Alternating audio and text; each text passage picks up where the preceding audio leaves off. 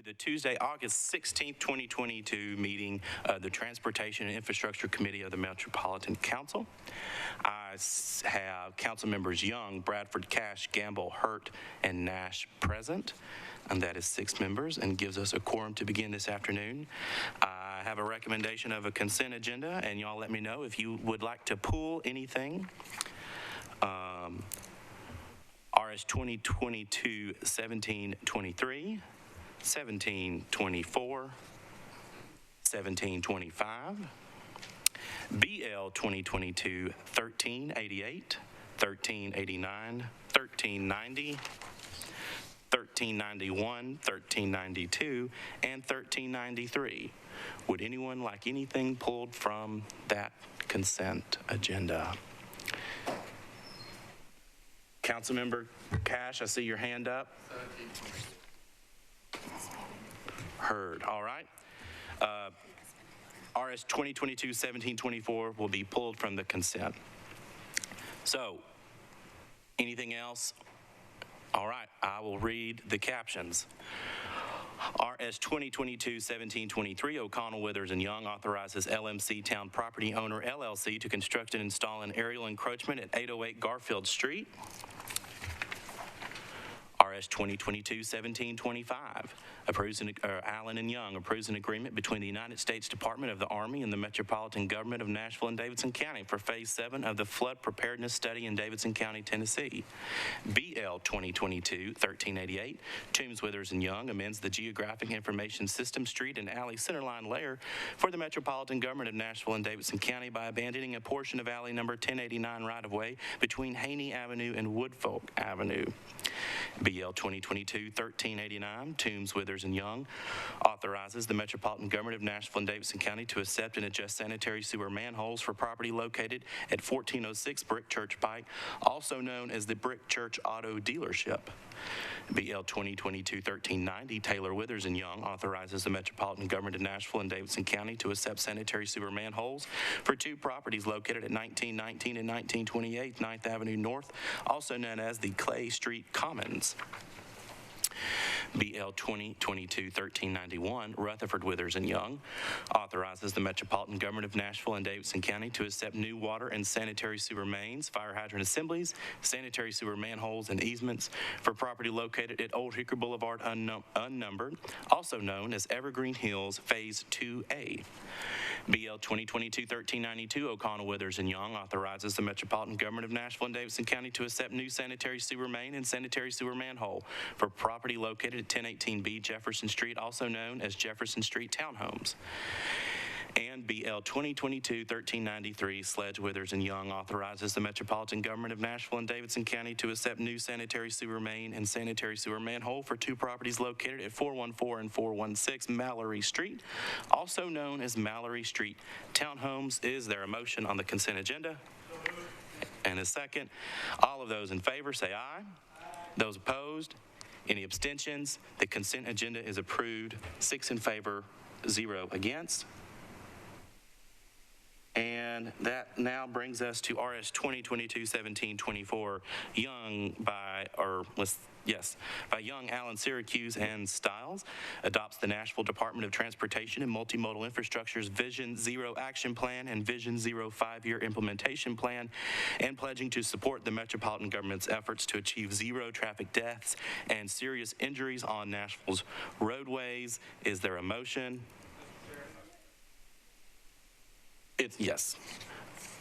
Been moved and seconded, and Councilmember Cash, did you want to be recognized since you asked to pull it from consent? I do, thanks. I mean, I think there's some good things in this plan. I mean, but I have some constituents who are concerned and have shared with me their concerns, and I share those concerns, certainly somewhat, at least. I mean, I think it does good things, but the concern stems mainly from the declaration that it will, it'll take us 28 years to get to 0 deaths, and it is and has been called Vision Zero.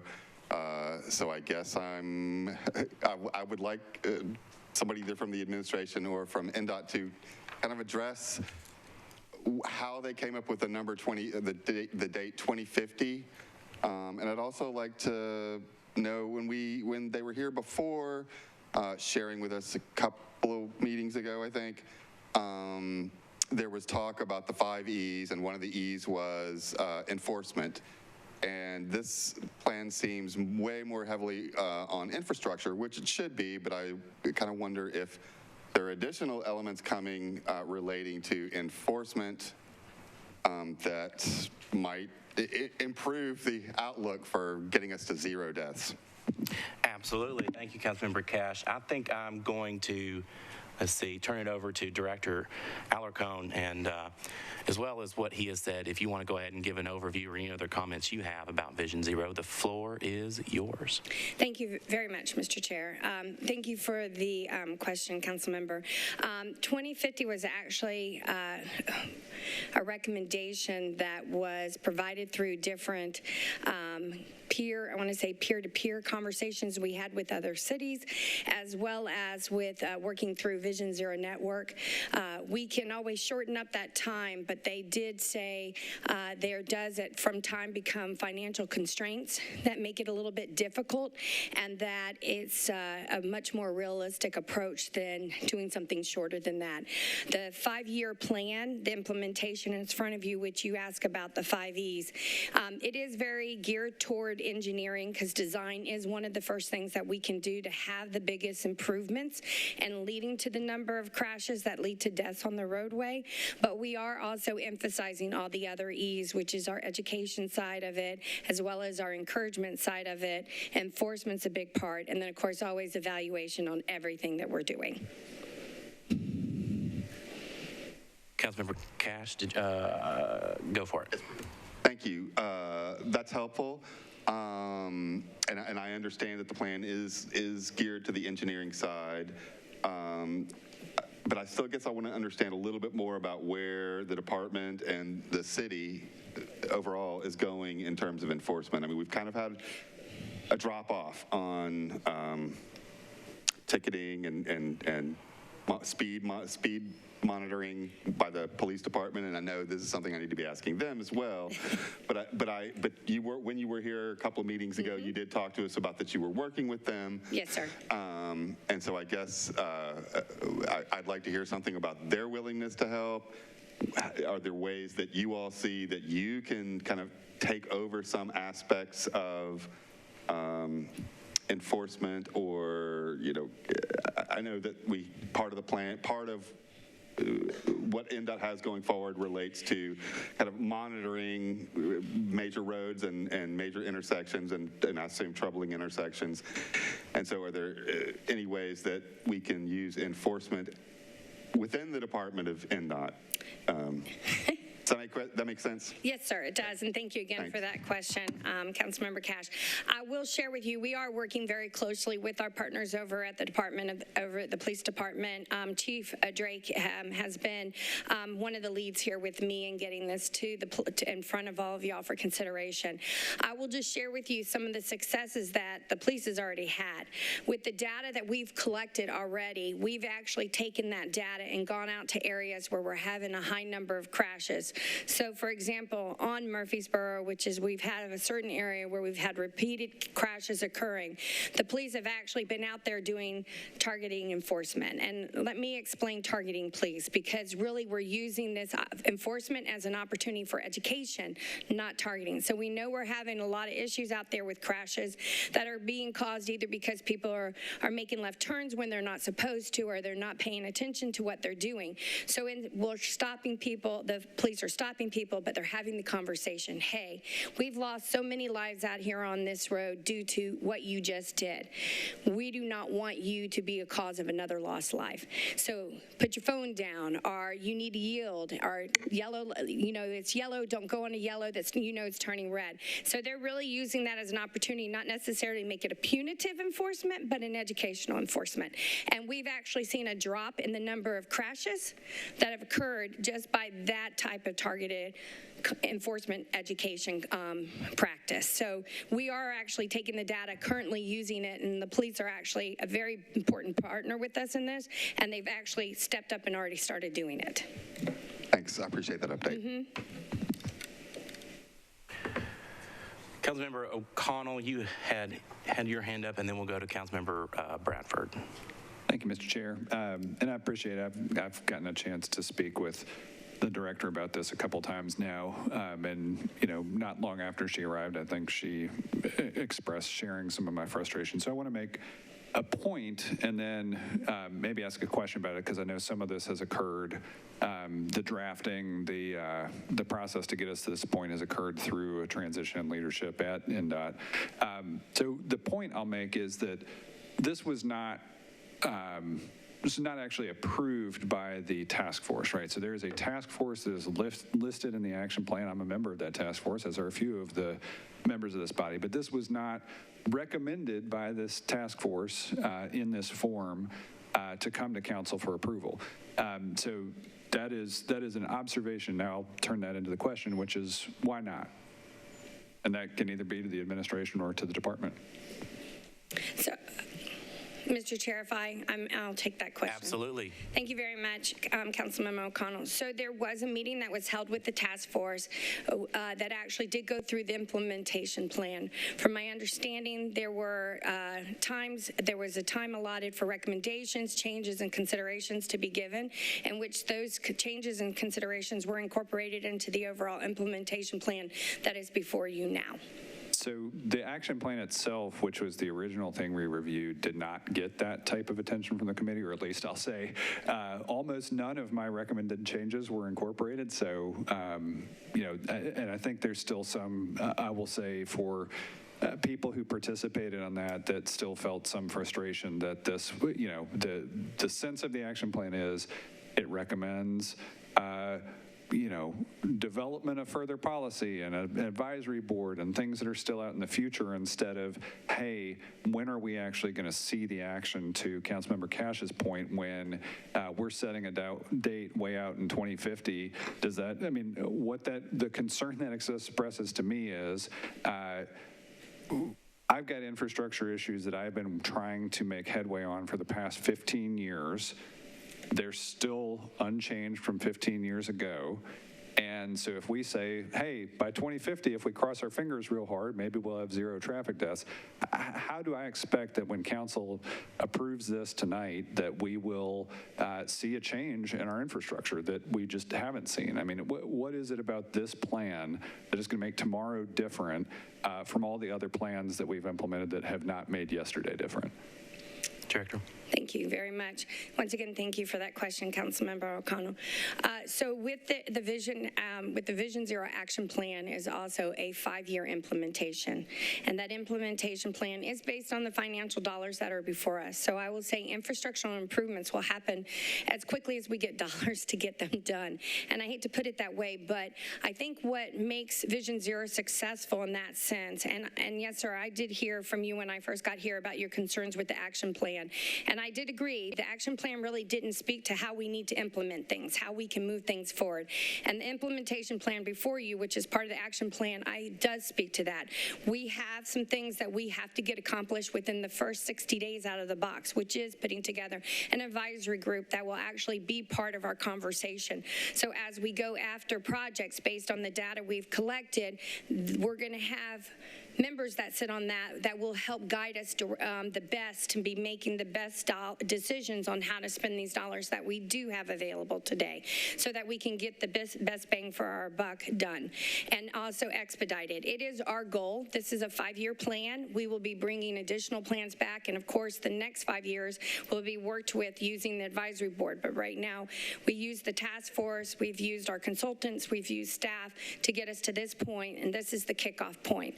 And what I want to finish on is what I feel like what makes this plan very different from some of the past plans is that it's the 5 E's. Most of the times we just look at the engineering aspect. And what I think is really one of the successes of Vision Zero is it actually talks about the 5 E's, and that is it looks at education. The three leading causes of deaths that are occurring on our roadway today, whether it's pedestrian, vehicular, or bicycle activity, or motorcycle for that matter, is people are speeding. That's a behavior choice. Change in behavior happens through education, happens through encouragement, and happens through continuing to evaluate how we can better design.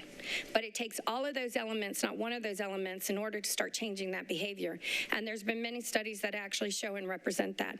So I feel like that's one of the things that makes Vision Zero stand out above any other plan, is it's really looking at all of the corners to make sure, and I am talking about 5 corners here, it's looking at all the corners to make sure that we're bringing them all together to have the conversation about how we can improve the roads.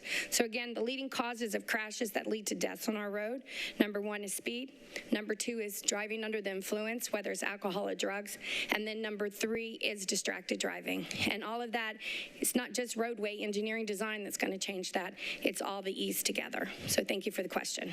I appreciate that. And Mr. Chair, I guess I would just say all the E's in the world don't matter if we don't get the implementation, and that's the, whether you want to call it an E or an I, engineering or implementation, that's the critical piece that's been missing, and specifically and importantly in District 19, I imagine, and other colleagues are going to feel the same way.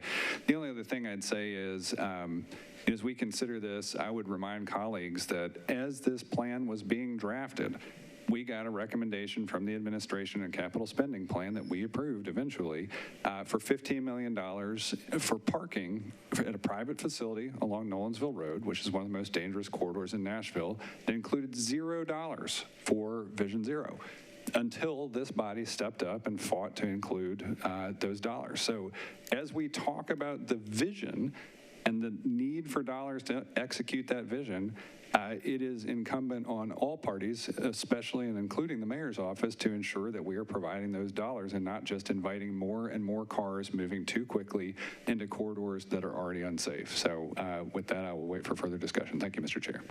Thank you, Councilmember O'Connell, and maybe in the next CSP we'll allocate money to buy more vowels. You were on a roll with some. All right, y'all, it's my last meeting as chair, so indulge me. Councilmember Bradford, did you still have, all right, go for it. Thank you, Chair. Before I get to my question, just want to make a brief clarification. Councilmember O'Connell mentioned that we spent $15 million for a parking garage on private property. That is incorrect. The zoo is actually owned by the city. They just manage it for us, so that's public property. My question is about lighting. Director Alarcon was mentioning that speeding is one of the leading factors for some of our accidents. Where does lighting fall on that spectrum?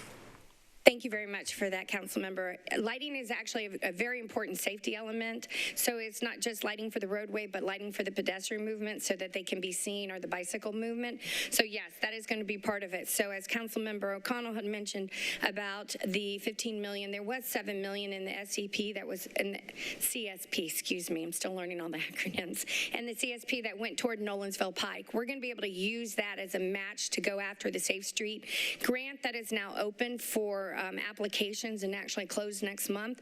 And in that element, it's going to allow us to really look at transforming Nolensville Pike, which is one of our leading high injury networks.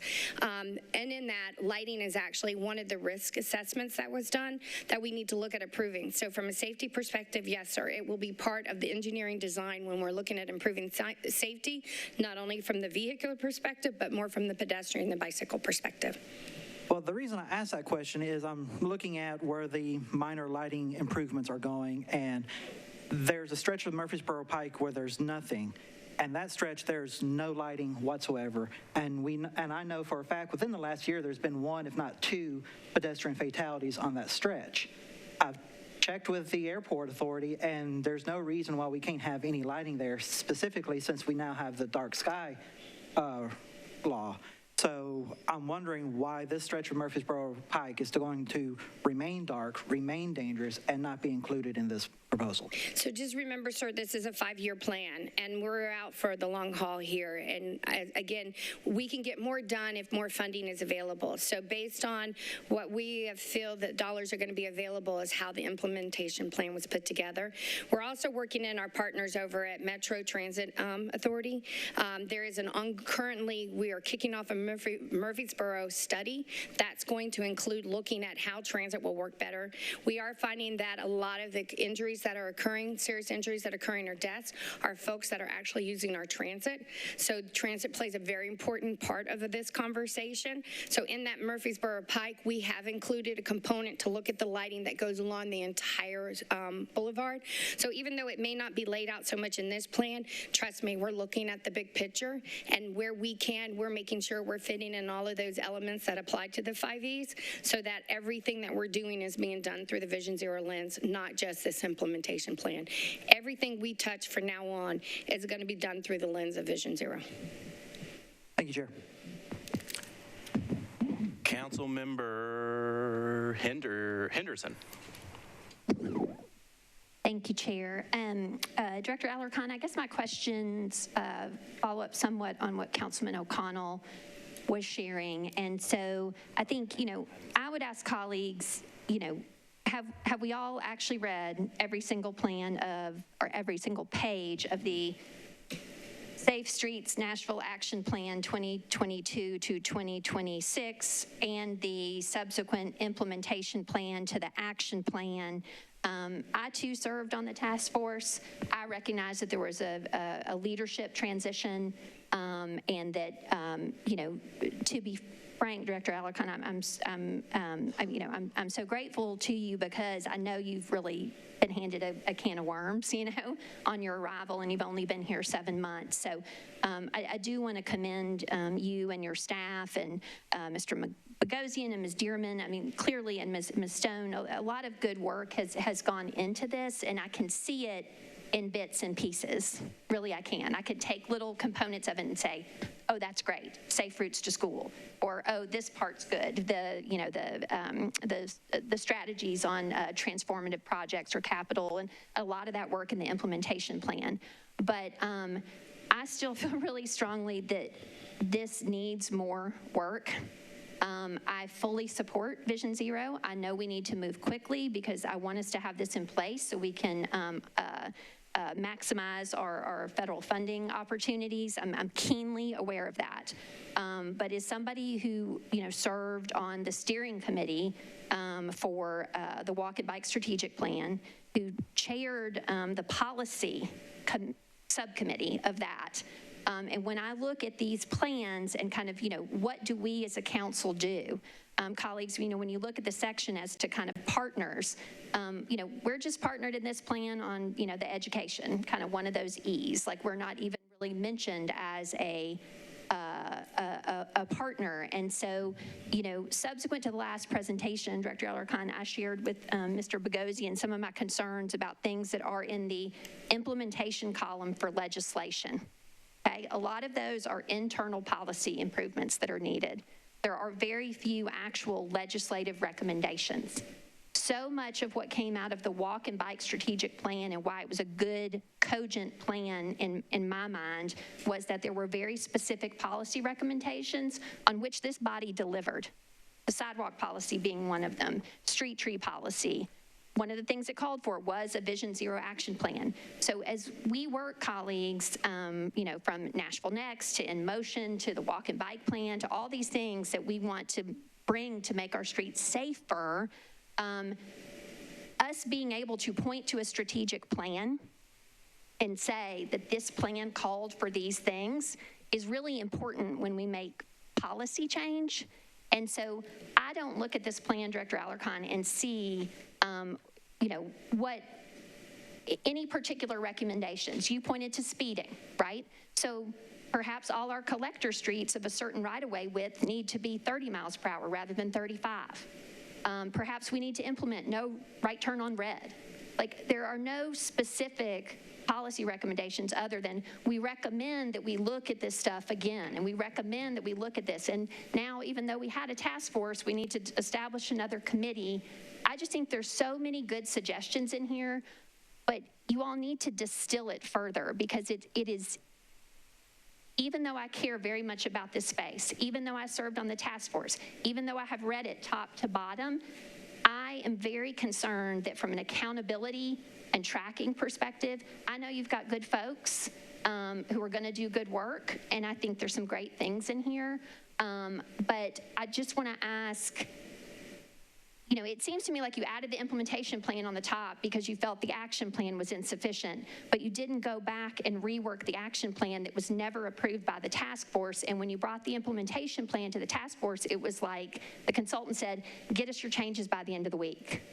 And so I kind of feel like we're in this place where, okay, well, it's taken so long and it's been so this and that. We've just got to get this over the finish line. And so I feel like in the context of Vision Zero, from the beginning to the end, the first thing that we encountered Vision Zero as a body was Ms. DeMassimo, what felt like a political box check just to kind of hurry up, yay, Vision Zero, right? We deferred that one meeting. We had some good conversations with staff. We came back and had some very specific things in that resolution that are now reflected in this implementation plan. So I'm asking you, based on all these concerns, if you were to defer this a meeting, 2 meetings, do you think Mr. Boghossian and yourself, members of the task force, could distill this document with ALTA into something that is more legible to the community, is more clear as to policy and legislative recommendations? I just respectfully think it's a very disjointed plan. Thank you very much for that, Council Member. It would be disappointing for me if we were to defer this. It is necessary that we as a community are going to recognize ourselves as a Vision Zero. We have to start. And it also will be really important if we're going to want to consider going after those federal dollars, that we have to be recognized as a Vision Zero city in order to qualify for the Safe Streets, which is up to $30 million for us to go after. So deferring it, I would say, would, I think, be a bit detrimental to our opportunities. As far as furthering the plan and the implementation, that's part of where we really feel the advisory board is going to play a very significant role. We do understand there is a lot of policy we're going to have to bring back before this board for consideration, and that is a lot of work that we have started working on, but we are not quite there yet to bring forth. But we will be bringing a lot of those changes and recommendations to y'all for consideration that are tied in with the overall implementation of Vision Zero. And that's why when we mention in this in the first 60 days of putting together that advisory board, it'll be really important to make sure that the people that sit on that are folks that are really going to have that level of skill sets that we need. So someone who's very familiar with ADA accessible laws is accessible themselves, handicapped, so that they can actually help us make sure we're building out that network so it is very accessible and mobile. It'll be very important to pull in someone from a landscaping perspective so that we really understand that we're applying best practices when it comes to that. It'll be important for us to bring in other engineers who can engineer and look at it to maybe offer best practices. So we really are going to work hard on getting that advisory board set up, really looking at some of those policies, decisions that need to be brought back to this board for consideration. I might also remind that some of the changes that we will feel will be coming through are out of Vision Zero as we move forward. We'll need to go to the traffic and parking first before it even comes before this board, because that actually is the body that has the changes. So that's even something that we have built in and considered for this. So I would actually respectfully ask that this board consider moving it forward. I do feel it's really important that we do that. I do understand and hear what you're saying. I will tell you, one of the E's is evaluation. And we will constantly be evaluating our work, how we do it, and how we can do it better. So that evaluation applies not only to what we're doing, but also how we're doing it. And we will be using that in this implementation plan. So there might even be an opportunity to come back with you with a complete, rescoping of the implementation plan, because then advisory board, staff, the direction we're moving in, maybe the data changes, and we're going to come forth with that. So there is work we need to do. There's a lot of engineering we need to do. This is just the beginning. It's by no means the end that we're going to stop looking for that continual improvement in the overall program. And Director, could you, I guess, on the topic of deferral, and you mentioned it potentially would be detrimental, are there specific timelines tied to any upcoming funding opportunities, so that just this body is aware of why it's necessary to go ahead and yes, sir. move forward? Thank you, Mr. Chair. Safe Streets is actually due next month, and we are working on that application to submit it. One of the requirements to be considered for that grant is that you are a Vision Zero city. So that's why we want to make sure we get this done, get the support of the council, and then kick off and start getting the program actually pulled together. All right, thank you. I just kind of wanted to add that for context. Councilmember Henderson, did you have any follow-up? Yes, that was going to be one of my follow-up questions, and I guess Safe Streets is due when next month? And again, back to my question that I know was a very long statement, plus a question. If you were to defer this one meeting, do you think that you and staff and Alta could distill this plan into a more legible, whether to the community or the council? Again, to your point, Traffic and Parking Commission has to do this. Internal policy is that. These are the legislative, like all those things as far as short-term, mid-term, near-term, what are the time frames for those? I mean, if this is going to be a document from which this body and your department work to deliver Vision Zero, 100%, I think everybody in this body agrees that we want to be a Vision Zero city. I would say that 2050 is a really, really low bar. I think I would like us to be more aspirational in that regard, because our most deadly streets are state routes, and I understand that that takes longer, but there's a whole lot we can do now on streets that are within our control. So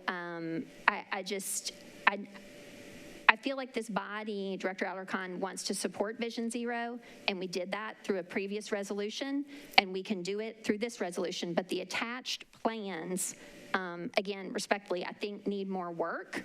And so if this were to be deferred, I know you expressed you would be disappointed. I know you've expressed, so I need to know when Safe Streets is due, and do you think that you have the ability with your current staff and your current contract to make this action plan and implementation plan, frankly, just better, less disjointed, more clear? Is that possible?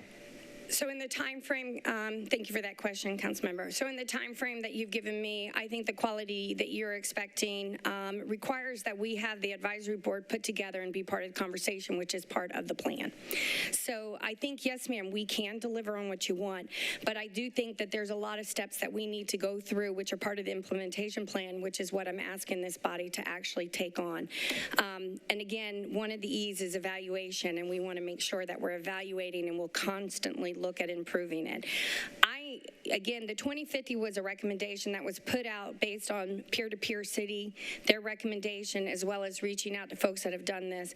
If this board would like to be much more aspirational on it, we're all on board.